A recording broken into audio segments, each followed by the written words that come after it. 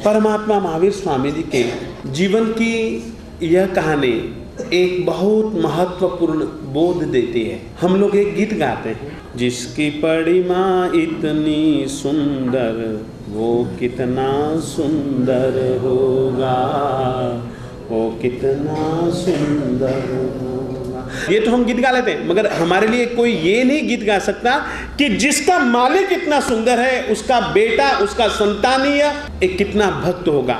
ऐसा कभी कोई गीत गाने जैसा कोई है कोई? हम उस योग्य नहीं हैं। जिसका धर्म नायक इतना श्रेष्ठ, इतना महावीर, इतना माता पिता का भक्त, हम कितने माता पिता के भक्त होंगे, ऐसा क्या कभी अपन लोग सोच सकते हैं? हमारा धर्म नायक अपने माता पिता का परम भक्त था। हमारा भगवान महावीर हमारा शासनपति माता पिता के सुख के लिए अपने सुख को, अपनी इच्छा को गौण करके जी सकता है। हम अपने माता पिता के सुख के लिए अपनी इच्छा को क्या कभी गौण करके जीते?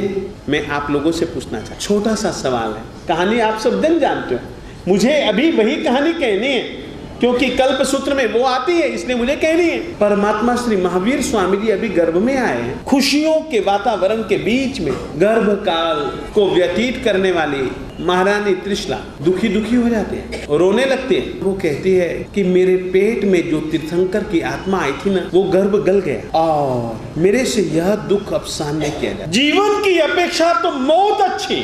मैंने पूर्व जीवन में जरूर पंछियों के अंडे मारे होंगे, मैंने कुशील का सेवन किया होगा, मैंने बच्चों को उनकी माताओं से और माताओं को उनके बच्चों से मैंने जुदा किया होगा। वो मेरा पाप कर्म अब उदय में आया, मेरा गर्भ गल गया। इतना कहते कहते कहते कहते इतनी दुखी हो गई, वो बेचारी मूर्छित हो गई। मेरे जैसी मंदभाग्या कोई भी नहीं है। ये घटना इतनी जल्दी घटित हुई कि मालिक को सोचने के लिए बाध्य होना पड़ा कि अरे रे मैंने तो किया क्या था, हो क्या गया। मैंने तो हिलना डुलना इसलिए बंद किया था कि मैं हिलता डुलता रहूंगा तो मेरी माँ को तकलीफ होगी। मेरी माँ की तकलीफ को मिटाने के लिए मैंने हिलना डुलना बंद किया, और ये तो उल्टा मेरा हिलना डुलना बंद करना माँ की सुख के लिए नहीं, माँ के दुख के लिए हो गया। जो मैंने माँ की खुशी के लिए किया वही माँ की गमी का कारण बन गया।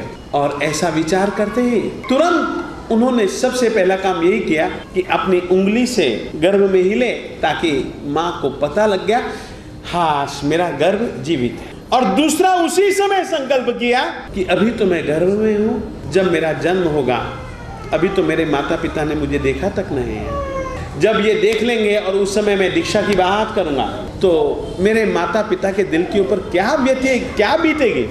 और उन्होंने संकल्प किया कि जब तक मेरे माता पिताजी रहेंगे तब तक मैं दीक्षा की बात उनसे नहीं करूंगा। और इस तरीके से परमात्मा ने गर्भ अवस्था में रहते हुए अपने माता पिता के सुख की खातिर अपने कार्य को भी गौण करके अपने माता पिता का सुख हो उस कारण से सब कुछ कर गुजरने की तैयारी।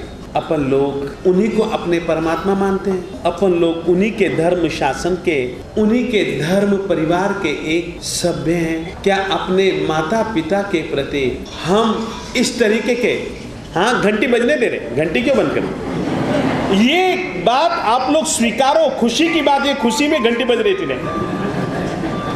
मैं चाहता हूं कि परमात्मा की इस माता पिता के प्रति भक्ति को याद करके और इस घंटनाद को, छैनक को याद करके, छनन को याद करके आप लोग अवश्य में, हम तो चाहेंगे ऐसी मंगलकारी ध्वनि के बीच ऐसे मंगलकारी कार्य करने के लिए आप लोग अपने मन में एक भाव बनाएं।